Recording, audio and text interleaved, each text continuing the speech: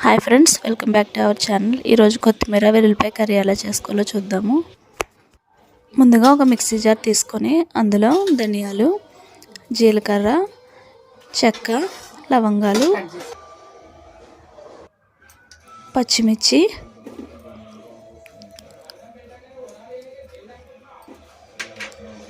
ఒక గుప్పెడు కొత్తిమీర వేసుకొని మిక్సీ పట్టుకోవాలి.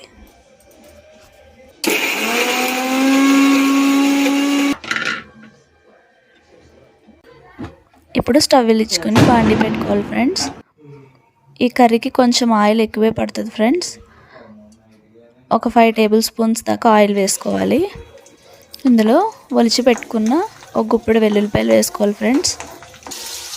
అవి బాగా వేగిన తర్వాత అందులో కొద్దిగా జీడిపప్పు, కొంచెం కరివేపాకు వేసుకొని ఫ్రై చేసుకోవాలి ఫ్రెండ్స్.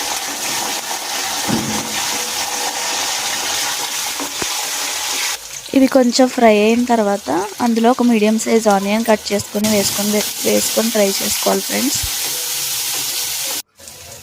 ఉల్లిపాయ వేగడానికి కొద్దిగా సాల్ట్, కొద్దిగా పసుపు వేసుకొని ఫ్రై చేసుకోవాలి ఫ్రెండ్స్. ఇప్పుడు మనం వేసుకున్న ఆనియన్ ఫ్రై అయిపోయింది ఫ్రెండ్స్. ఇప్పుడు మనం ముందుగా మిక్సీ పట్టుకున్న పేస్ట్ని ఇందులో వేసుకొని ఫ్రై చేసుకోవాలి. ఇందులో ఇంకా వాటర్ ఏం వేయకూడదు. మొత్తం ఈ కర్రీ అంతా ఆయిల్తోనే బాగా మగ్గించాలి. ఇప్పుడు ఇందులో కొద్దిగా కారం,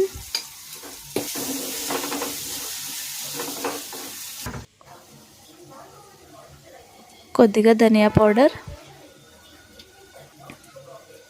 కొద్దిగా జీరా పౌడర్, కొద్దిగా గరం మసాలా వేసుకొని